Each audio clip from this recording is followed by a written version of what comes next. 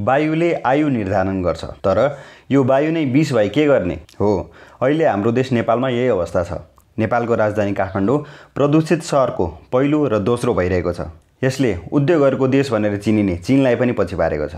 नेपालमा न कुनै ठुला उद्योग न कुनै कल कारखाना, तर के कारणले काठमाडौँ यति धेरै प्रदूषित भइरहेको छ त? के कारणले काठमाडौँ लगायत नेपालका धेरै ठाउँहरूको हावाको गुणस्तर खतरनाक बन्दैछ त? अहिलेको अवस्था हेर्दा देशैभरि आगलागी चरम सीमामा छ। नेपाल विगत 1 दशकदेखि विकासको यात्रामा छ। अझ भनौँ नेपालैभरि बाटो बनाउने काम भइरहेको छ। नभएको बाटो खोल्ने क्रम पनि उत्तिकै छ।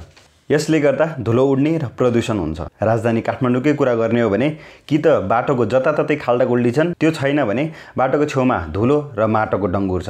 त्यसलाई अझ बढावा दिन्छ चक्रपथ विस्तारले। यो पनि अहिले काठमाडौँको प्रदूषणको मुख्य एउटा कारण हो। काठमाडौँ र पोखरा जस्ता ठाउँहरू स्ट्राटेजिकल्ली च्यालेन्जिङ छन्। यस ठाउँको छेउमा ठुला ठुला पहाडहरूको उपस्थिति छ, जसले प्रदूषित हावालाई थुनेर राख्छ।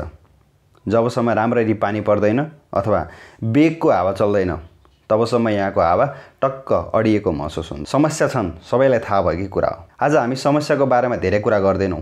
हामी प्रदूषणलाई केही हदसम्म कम गर्न नसके पनि प्रदूषणबाट हुनसक्ने समस्याबाट बच्न चाहिँ प्रयास गर्न सकिन्छ। यसले हामीले हुनसक्ने स्वास्थ्य समस्याबाट बचाउँछ।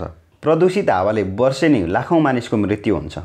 हार्ट अट्याक, श्वास प्रश्वास सम्बन्धी रोग र क्यान्सर यसका मुख्य कारणहरू हुन्। वायु प्रदूषणको कुरा गर्दै गर्दा हामीले याद गर्नुपर्ने कुरा पार्टिकुलेट म्याटरको हो, जसलाई PM पनि भनिन्छ। विशेष गरी PM 2.5 चाहिँ मुख्य ध्यानाकर्षणको विषय हो। PM 2.5 यति सानो टुक्रा हो जुन मानिसको रौँभन्दा 30 गुणा सानो हुन्छ, जसमा धुवाँ, विभिन्न किसिमका लिक्विड, धुलो जस्ता कणहरू, कीटाणु, ब्याक्टेरिया र जनावरको फोहोरहरू मिसिएको हुन सक्छ। यदि यस्तो हावा कसैले श्वासको माध्यमबाट लिन्छ भने उक्त कणहरू नाकमा रहेको रौँहरूलाई पनि छलेर सजिलै फोक्सोसम्म पुग्छ। त्यति मात्र नभई यो रक्त सञ्चार प्रणालीमा पनि प्रवेश गर्छ। यसले हामीलाई खतरनाक रोगहरू लाग्न सक्छ। यस्तो खतराबाट बस्न हामीले बाहिर अनावश्यक रूपमा ननिस्किने, यदि बाहिर निस्किनै पर्ने छ भने पनि N95 मास्क प्रयोग गर्ने, जसले साना साना धुलोका कणहरूलाई पनि फिल्टर गर्न सक्छ। अर्को, घरमा बस्दा झ्याल ढोका लगाएर बस्ने। तेस्रो, एयर प्युरिफायर अथवा एयर फिल्टरको प्रयोग गर्ने, जसमा HEPA फिल्टरको प्रयोग भएको होस्। अर्को, गर्न सकिने सरकारले भनेका निर्देशिकाहरू पालना गर्ने।